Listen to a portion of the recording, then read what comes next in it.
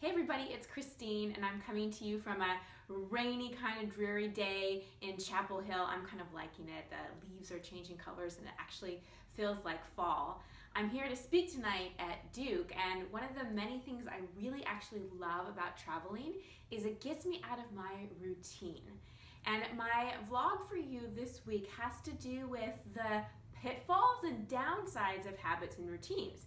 Now, we're really told that having habits and being disciplined and having routines are really good for us, but I found three main ways they actually cannot be so good for us. So why is travel really good for me? Well, I'm kind of a creature of habit.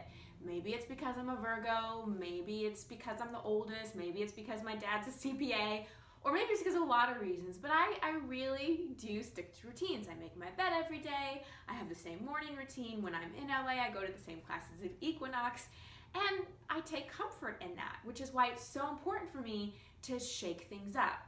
So here are the three ways that routines could be holding you back rather than bringing you forward.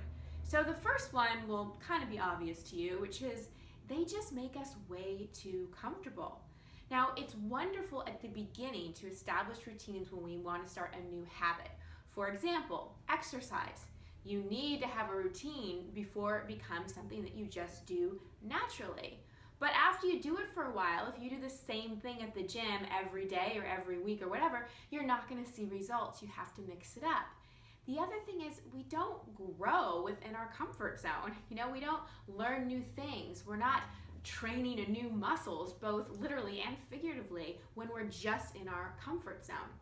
So I want you to consider what routines and structures have become a little too rigid. Where are you too comfortable, and where can you mix things up, and get a little uncomfortable so that you can really stretch and really grow. The second thing about routines is that they can create too much certainty in our life. And I talk a lot about expectation hangovers, and one of the things that expectation hangovers teach us is that certainty isn't something we can always count on, and it's in uncertainty that we really learn things like courage and creativity and faith.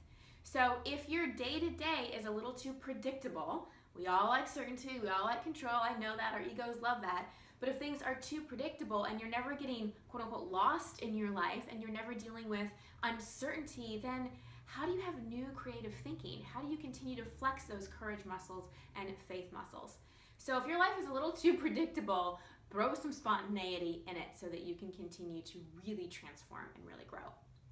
And the third way routines can get in our way is that we get a false sense of confidence. We become really good at something or really adept at something, and all of a sudden we kind of attach our confidence to it. I see this a lot with professional athletes. I've coached a couple athletes, and when they're in their career, they're very, very confident, they're getting results, but then when they leave that career because of an injury or their career's just over, then they have this loss of identity because all of their confidence was based on that routine, that sport. Apply this to any kind of job or any kind of structure that you count on your identity for. So make sure whatever you're really good at, that you're adding things in your life that you're not so good at, that you're not so skilled at, and that your confidence doesn't come from anything outside of you, it doesn't come from any routine, it doesn't come from any habit, it comes from inside of you. Because from my point of view, confidence is not about anything we do. It's a way of thinking and a way of being. It's really self-acceptance and self-love.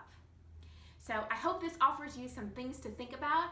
I hope this week you mix up your routines and throw in some spontaneity and some new ways of doing things. Go a new way to work. Try a new exercise class. Go to a new restaurant in a neighborhood that you've never tried before. Talk to a stranger.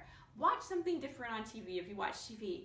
Just do things differently. Break out of those routines so that you can continue to stretch and grow. Much love and many blessings. I'll see you next week.